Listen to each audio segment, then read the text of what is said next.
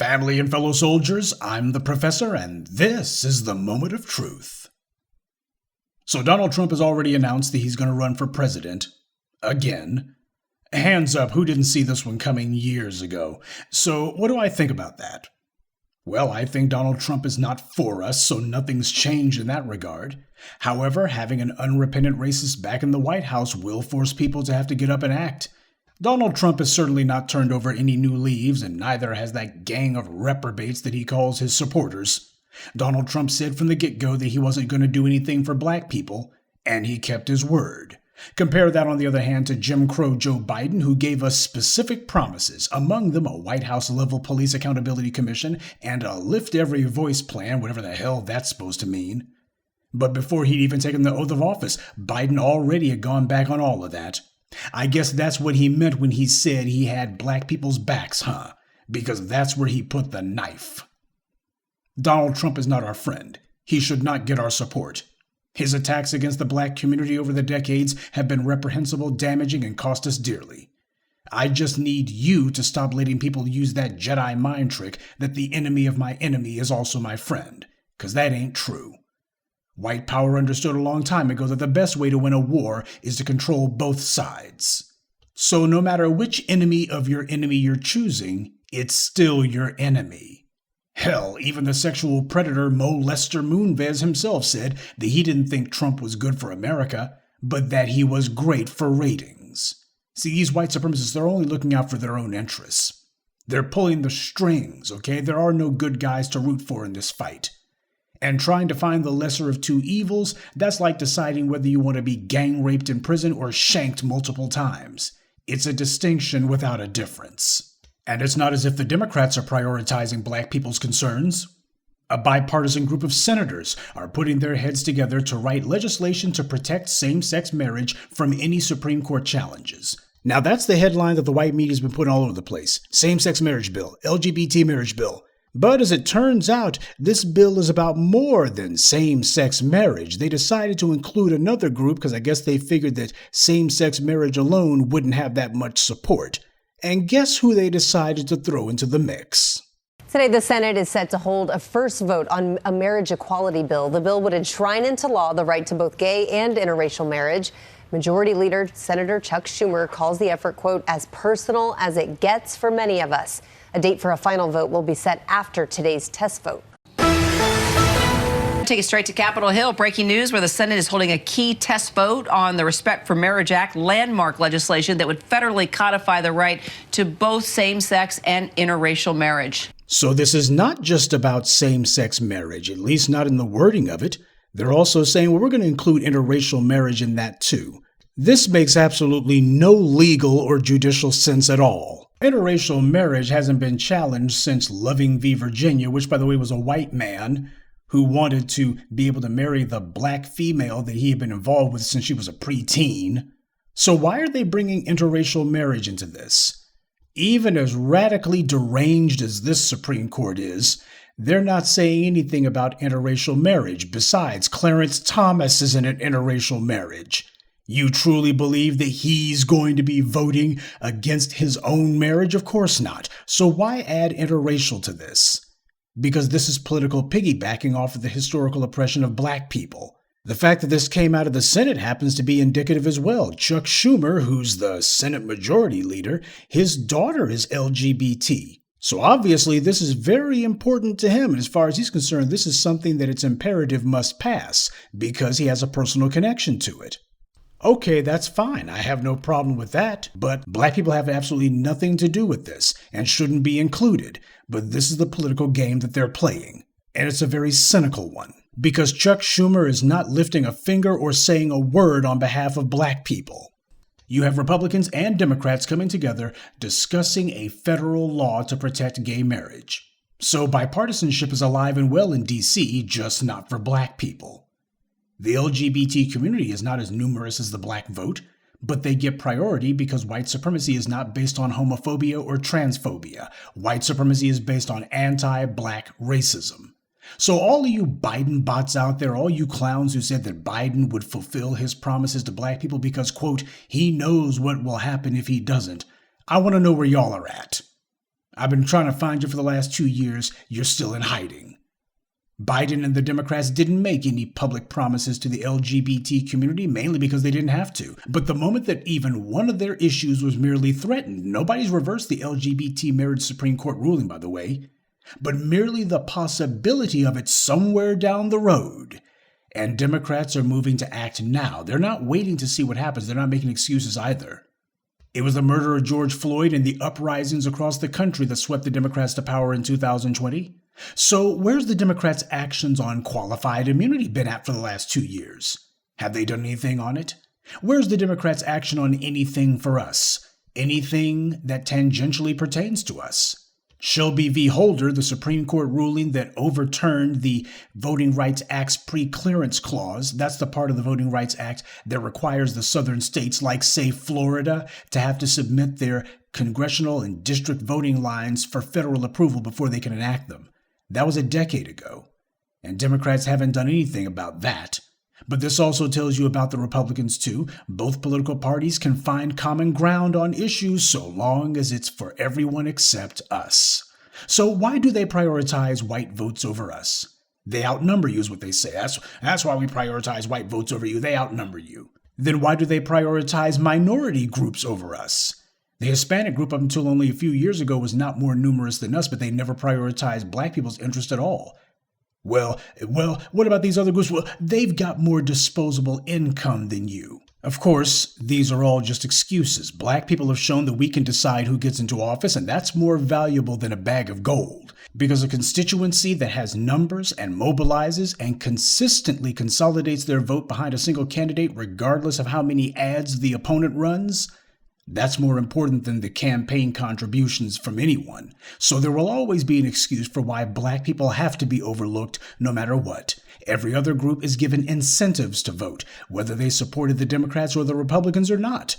Both parties make it a point to offer every constituency out there something, even the ones who their party doesn't necessarily cater heavily to. They offer everyone carrots. And they ask for other groups' votes. Black people, it's always a demand. It's on the one hand, Jim Crow Joe saying, if you can't decide whether or not to vote for me or Trump, then you ain't black. And on the other hand, you got Trump, who's equally condescending and insulting. Vote for me. What do you got to lose? As if black people are just a bunch of idiots. Neither political party respects us. Just recently, you had Congresswoman Karen Bass, who was just declared the winner of the Los Angeles mayor's race. No surprise there. And if her record in the Congressional Black Caucus is anything to go by, she'll do as much for Black LA, well, the few Black Los Angeles residents who are left, as she did for her district in Congress. To wit, absolutely nothing.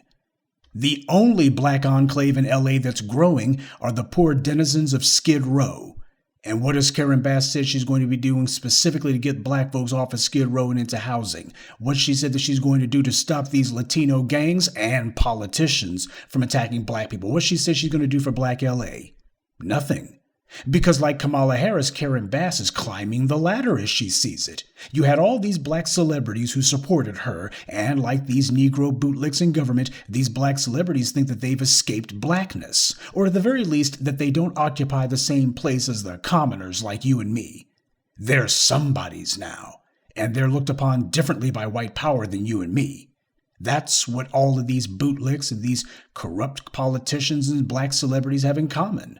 Karen Bass didn't need black money or black votes to become mayor because the black vote in Los Angeles happens to be smaller than it's ever been, which also means the aggregate political contributions from the black residents there is going to be smaller as well.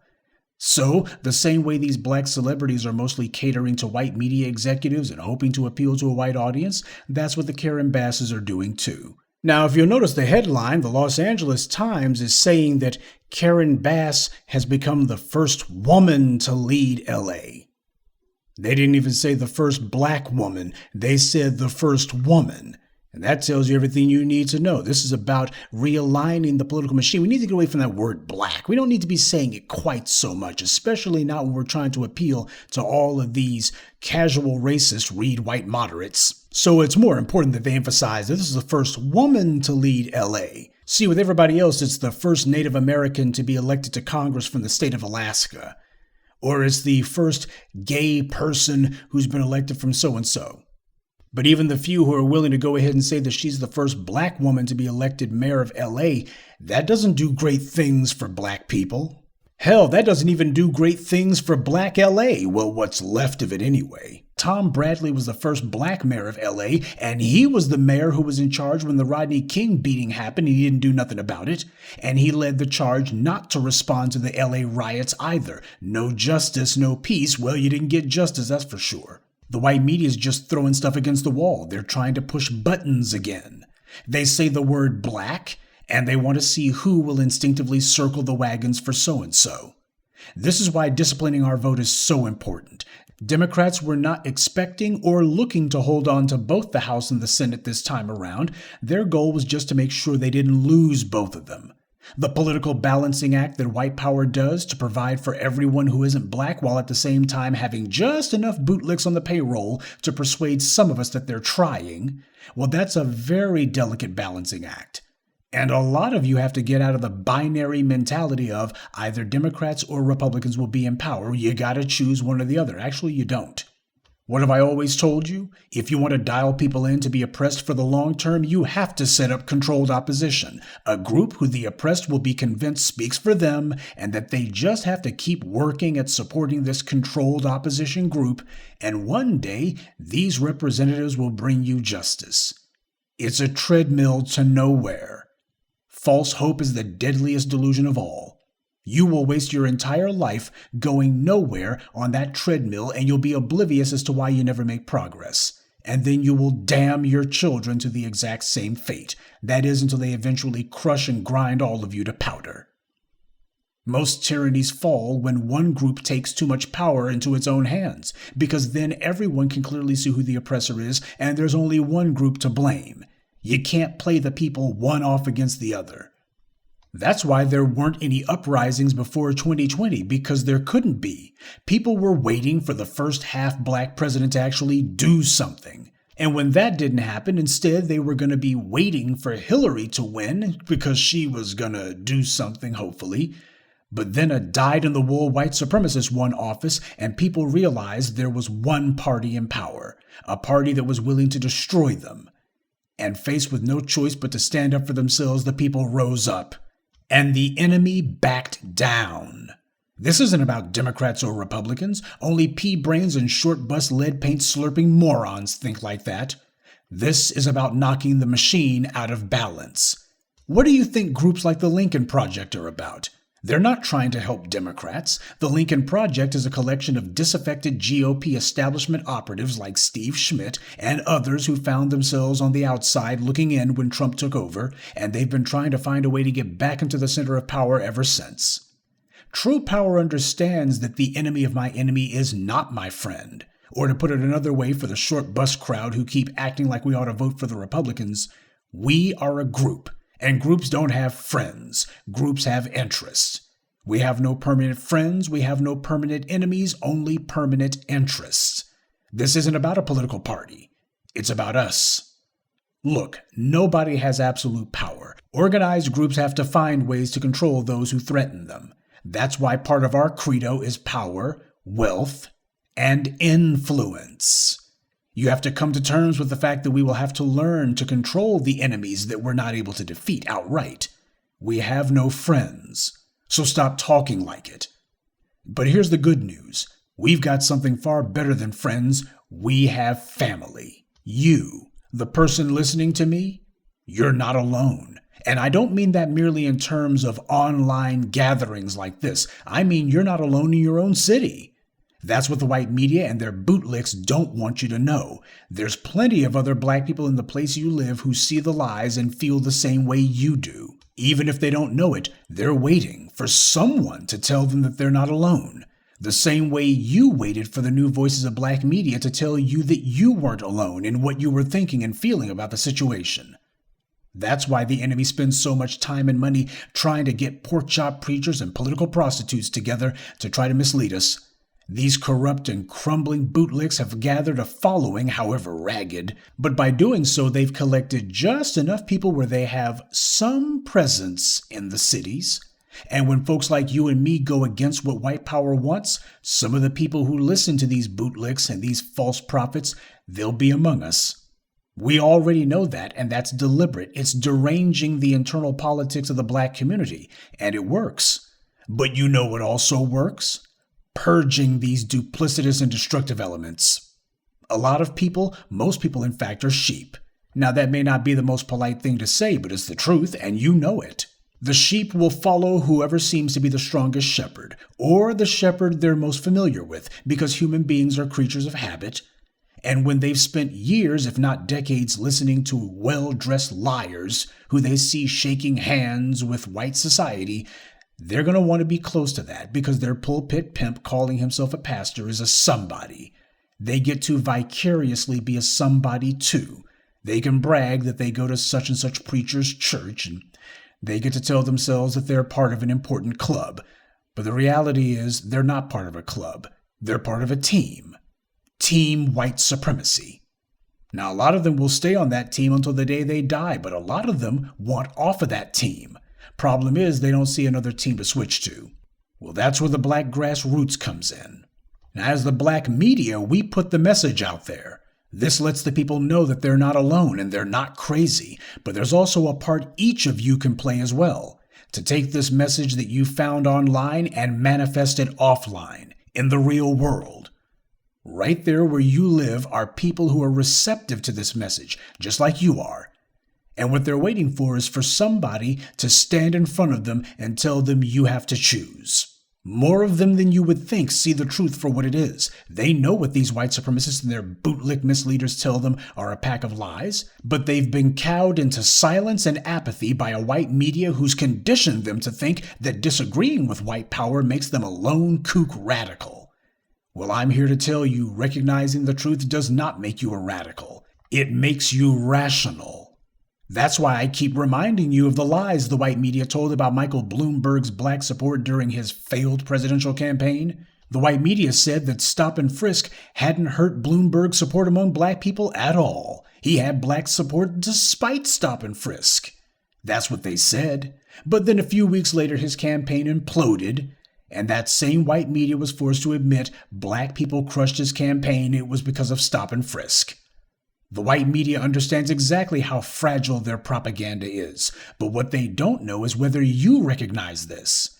And if you do recognize it, will you take action against them? And that's crucial because action is the only thing that will change the status quo. Build where you are. Talk to other people, a lot of them. See how they feel about the situation. Then ask them, would they support someone who will produce justice instead of yet another self-interested political prostitute trying to climb the political ladder? Racism is a group sport, but so is black empowerment, and it's time for each and every one of us to take to the field and start handing the enemy some L's. Good day, and be one. I'd like to take a moment to mention some of our contributors: Turk McKenzie, Brian Walton, Deepeye 904, Sabrina, and Tyquin Campbell. Salute to them and thank you to everyone for listening, liking, and sharing this message. Black empowerment only exists because of you.